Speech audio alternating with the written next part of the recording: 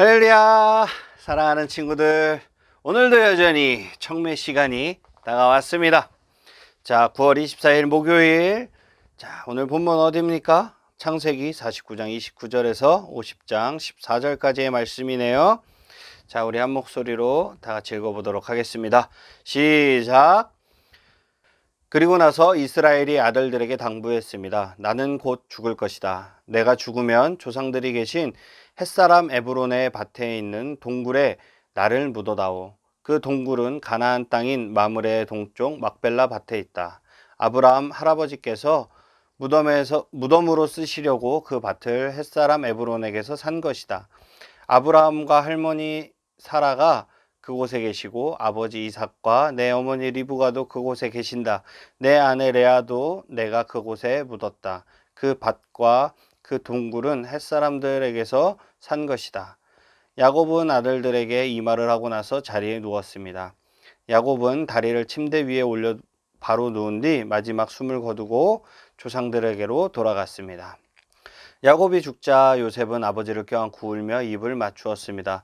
요셉은 자기 의사들에게 명령하여 아버지를 장사 지낼 준비를 하게 했습니다.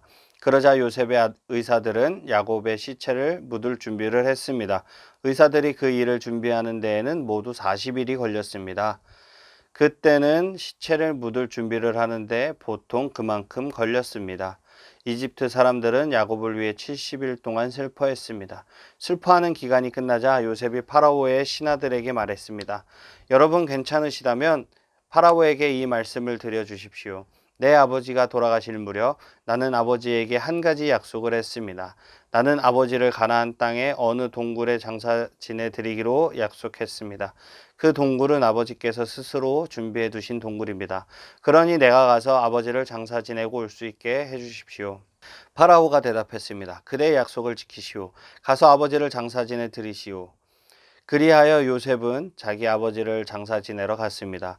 파라오의 모든 신하들과 파라오 궁전의 장로들과 이집트 땅의 모든 지도자들이 요셉을 따라갔습니다. 요셉의 모든 집안 사람들과 그의 형제들과 요셉의 아버지께 속한 집안 사람들은 어린아이들과 양떼와 소떼를 고센 땅에 남겨두고 요셉과 함께 갔습니다. 병거와 말을 탄 군인들도 요셉과 함께 갔습니다.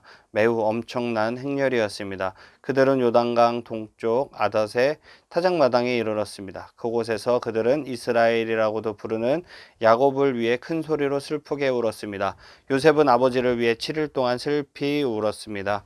가나안에 살던 백성들이 아닷의 타작마당에서 사람들이 슬퍼하는 모습을 보고 저 이집트 사람들이 크게 슬퍼하고 있구나 하고 말하면서 그곳의 이름을 아벨 미스라임이라고 불렀습니다. 이처럼 야곱의 아들들은 자기 아버지가 당부한 말씀대로 행했습니다. 그들은 아버지의 시체를 가나안 땅으로 모시고 가서 마므레 근처의 막벨라 밭에 있는 동굴에 장사 지냈습니다. 그 동굴과 밭은 아브라함이 햇사람 에브론에게서 산 것입니다. 아브라함은 무덤으로 쓰기 위해 그 동굴을 샀습니다. 요셉은 아버지를 장사 지내고 나서 이집트로 돌아갔습니다. 요셉과 함께 갔던 요셉의 형제들과 다른 모든 사람들도 이집트로 돌아갔습니다. 아멘. 자, 오늘 제목이 장래로 전한 메시지. 야곱의 시신이 이집트를 나와 출애굽의 경로를 따라 가나안으로 갑니다. 후손들에게 이집트에 안주하지 말고 장차 그곳을 빠져나와 가나안 땅에 행군할 것을 설교하듯 말입니다. 네, 드디어 야곱이 죽었습니다. 야곱이 죽고 그리고 야곱의 시신이 가나안 땅으로 가는 모습이 보이네요. 자, 언더스탠딩 이해하기 한번 보도록 하겠습니다. 야곱의 유언은 이집트가 아닌 가나안 땅에 묻어달라는 것입니다.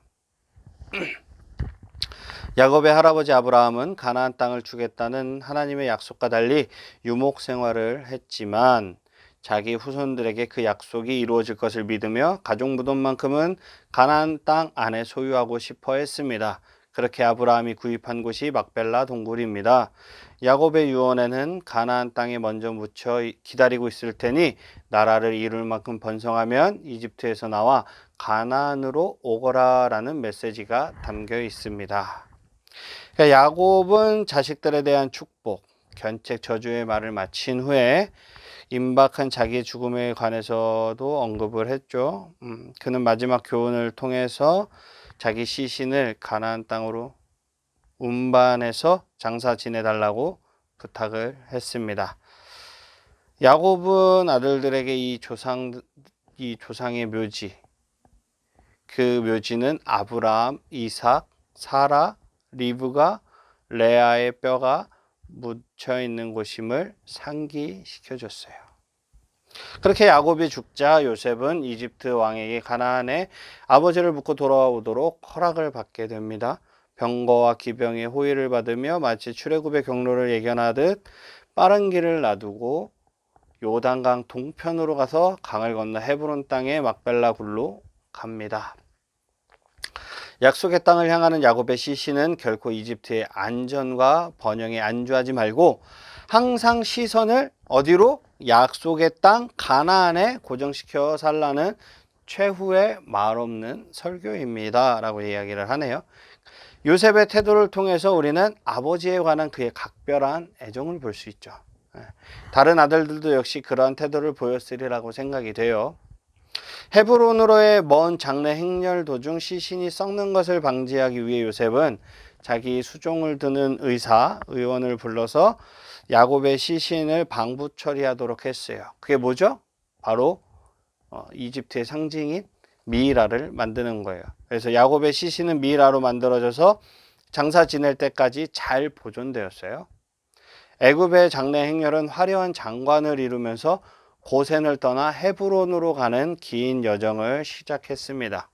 바로의 모든 신하와 야곱의 아들들을 뒤따라서 병거와 기병들이, 그러니까 군대가 이렇게 뒤를 이어서 행렬을 했고 애굽 사람들은 거기서 크게 울고 애통했어요.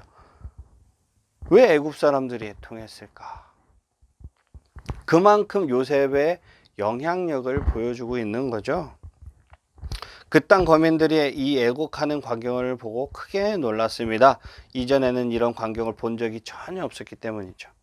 막벨라 굴의 야곱의 아들들이 그를 장사함으로써 이 이스라엘의 파란만장한 생애를 마치고 있습니다. 참 긴 여정이었죠. 긴 여정 동안 정말 파란만장한 이 굴곡 있는 삶을 살아가면서 끝내 사랑하는 아들 요셉을 만나고 그리고 계속 이스라엘이라고 창세기 앞부분에서 이스라엘이라고 이름이 바뀌었지만 거의 야곱이 죽을 때가 다 돼서 야곱이라는 이름에서 이스라엘이라는 이름으로 바뀌게 되죠.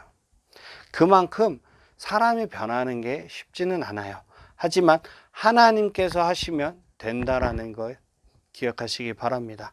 그래서 믿음이라는 것은 어느 한순간 팍 이렇게 늘어나는 것이 아니고 공부할 때 이렇게 막 해서 지식이 쌓여가는 것이 아니고 믿음이라는 것은 하나님께서 홀로 우리를 인도하시는 그런 작업이라는 것을 여러분들 잘 기억하시고 그 작업에 하나님의 그 홀로 하시는 그 엄청난 인내의 시간에 우리가 동참해서 하나님 앞에 더욱더 순종하려고 노력할 때 하나님께서 그것을 믿음으로 여겨주시는 것을 우리는 볼 수 있습니다.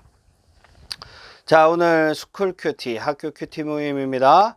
자, 질문을 볼까요? 어느 날 한 학생이 찾아와 말했습니다. 제 이름을 하은이라고 지은 부모님이 너무 원망스러워요. 보는 사람마다 하나님의 은혜라고 말하지만 정작 저는 교회에 가기도 싫거든요. 밤마다 억지로 가정예배에 앉아있는 것도 너무 짜증나요. 혹시 여러분 중에도 믿음의 가정에서 태어난 것이 불편했던 친구들이 있나요? 부모님의 종교를 자녀들이 이어가는 것에 대해서 어떻게 생각하나요? 친구들이 있다면 믿음의 유산에 대해서 함께 이야기를 한번 해보도록 하면 좋을 것 같습니다. 자, 여기에 대해서 야곱은 이제 죽음을 맞이하고 있어요. 오늘 본문을 이어서 보면, 하지만 그에게 죽음은 고통이나 두려움이 아니라 소망이자 평안이었어요. 야곱은 죽음으로써 모든 것이 끝났다고 생각하지 않고 오히려 본래 살았던 그곳으로 돌아가는 것이라고 말했습니다. 그리고 여겼어요. 그는 자식들에게 자신이 죽은 후 조상들의 땅인 막벨라에 있는 동굴에 자신을 묻어달라고 부탁을 했죠. 그리고 그 동굴에는 아브라함, 사라, 이삭, 레아가 묻혀 있었죠. 야곱에게 죽음은 조상들에게 돌아가서 그들과 함께 머무는 가문의 유산을 받는 것으로 여겼습니다. 모든 가정에는 유산이 있어요. 부모님들은 살면서 가치 있게 여긴 것들을 가장 사랑하는 자녀들에게 물려주고 싶어 하기 때문이에요. 어떤 가정은 돈을 물려주기도 하고 땅을 물려주기도 하고 책이나 가보를 물려주기도 합니다. 세상 사람들은 뭐니 해도 머니가 최고죠. 하지만 우리 크리스천들은, 믿음의 가정인 우리 그리스도인들은 믿음을 물려줍니다. 에이, 그게 뭐예요? 라고 생각하는 청소년들도 있겠지만, 이 믿음이야말로 세상을 살아가는 가장 중요한 열쇠이며 다른 어떠한 것과도 비교할 수 없는 가치를 지니고 있습니다. 우리 인생은 아무리 가진 것이 많아도 믿음이 없이는 바람 앞에 등불처럼 위태롭게 살아갈 수밖에 없어요. 참된 평안은 오직 믿음 안에 거할 때 찾아옵니다. 믿음이 있는 부모님들은 자녀들에게 이 가치를 알려주고 싶어 합니다. 그래서 세상 그 무엇보다도 이 믿음의 유산을 자녀들이 이어나가기를 바라는 것이죠. 믿음의 가정에서 태어나 믿음의 유산을 받은 것은 정말이지 놀라운 축복입니다. 어떤 것과도 비교할 수 없는 놀라운 하나님의 능력을 힘입고 산다는 것은 그 의미를 가지고 있기 때문이에요. 인생의 참된 행복은 바로 여기에 달려 있습니다. 가족의 유산을 중요하게 여겼던 야곱처럼 우리도 그 믿음의 유산을 소중하게 여겨서 하나님의 축복이 넘치는 삶을 살아야 할 것입니다. 그 믿음의 가정, 만약에 부모님이 믿지 않는다면 내가 일대가 되어서 부모님을 전도하고 그리고 우리 자녀들에게도 이 믿음의 유산을 남겨줄 수 있는 우리 귀한 청소년부 친구들이 되시기를 주님의 이름으로 축복합니다. 아멘. 기도하겠습니다. 사랑의 하나님, 감사합니다. 우리는 주님의 이 한량없는 은혜가 너무나도 값없이 여길 때가 너무나도 많습니다. 하지만 하나님께서 우리에게 주신 가장 큰 축복은 믿음의 축복이라는 것을 우리가 이 시간 깨닫게 하여 주시옵소서.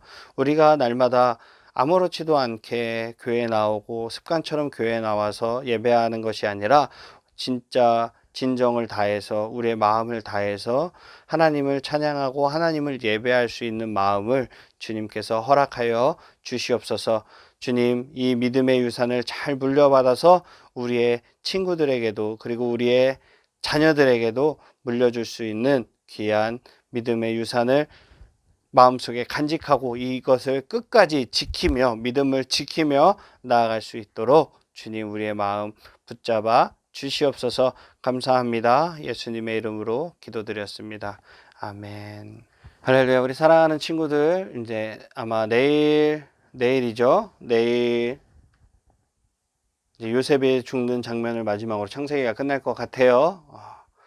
우리는 항상 이 말씀을 바라보면서 이 말씀을 가지고 나의 삶에 어떻게 적용하느냐 날마다 좀 고민하고 나의 삶의 말씀이 우리의 삶에 가득 넘치기를 주님의 이름으로 축복합니다. 우리 친구들 내일 이 시간에 다시 만나요. 안녕.